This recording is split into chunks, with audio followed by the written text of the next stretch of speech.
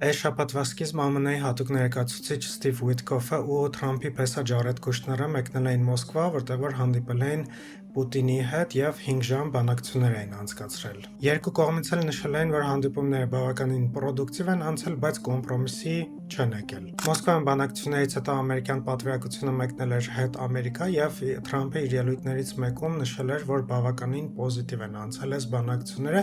բայց որևէ արդյունք մենք չենք տեսնում։ Զելենսկու աշխատակազմի արդեն նախկին ղեկավար Անդրեյ Երմակի աշխատանքից ազատելուց հետո ուկրաինական պատվիրակությունը ունի նոր ղեկավար, դա Ռուստեմ Ումերովն է։ Ռուստեմ Ումերովի ղեկավարությամբ ուկրաինական պատվիրակությունը մեկնել է ԱՄՆ, Մայամի, որտեղ որ արդեն երրորդ օրն է անցկացնում է բանակցություններ ամերիկյան կողմի հետ Սթիվ Ուիթկոֆի եւ Ջարեդ Կուշների հետ։ Անհամաձայնության հիմնական թեմաներն են Ուկրաինայի տարածքային կորուստները, որովհետեւ եւ ԱՄՆ-ն եւ Ռուսաստանը պնդում են, որ Ուկրաինան պիտի հրաժարվի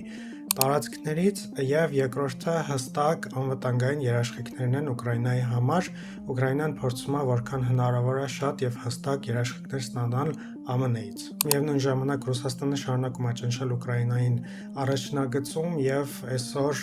ուժեղացրել է հարվածները Ուկրաինայի քաղաքացիական ինֆրաստրուկտուրայի վրա։ Եվրոպայում նկատվում է արդեն ինչ-որ պանիկա, որովհետեւ փորձում են Ուկրաինայի 2026-27 թվականի ռազմական բյուջեի համար գտնել գումարներ, բայց չի ստացվում։ 26-27 թվականի ռազմական ծախսերը գնահատվել են մոտավորապես 130 միլիարդ եվրո, որոնցից 90 միլիարդը ԵՄ-ն ցանկանում է փակել, բայց դա ԵՄ-ի ղեկավարությունը ուզում է անել Եվրոպայում ռուսական սառեցված միջոցներով։ Բելգիան համաձայն չի, ինչի, որովհետև ռուսական ամբողջ սառեցված միջոցների մեծ մասը, մոտավորապես 194 միլիարդ եվրո, գտնվում է Բելգիայում, եւ Բելգիան ասում է, որ պատրաստ չի իր ուսերի վրա վերցնել քաղաքական պատասխանատվություն այդ սառեցված միջոցները Ուկրաինային փոխանցելու համար,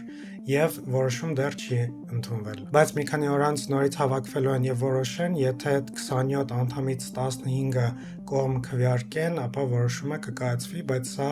շատ մեծ քաղաքական ռիսկ է։ Ուկրաինայում խաղաղությունը միևնույն ժամանակ շատ մոտ եւ շատ հեռու է թվում, ես անպայման կհետևեմ զարգացումներին, իսկ դուք բաժանորդագրվեք, լայքեք, գրեք մեկնաբանություններում ձեր կարծիքը, շնորհակալություն։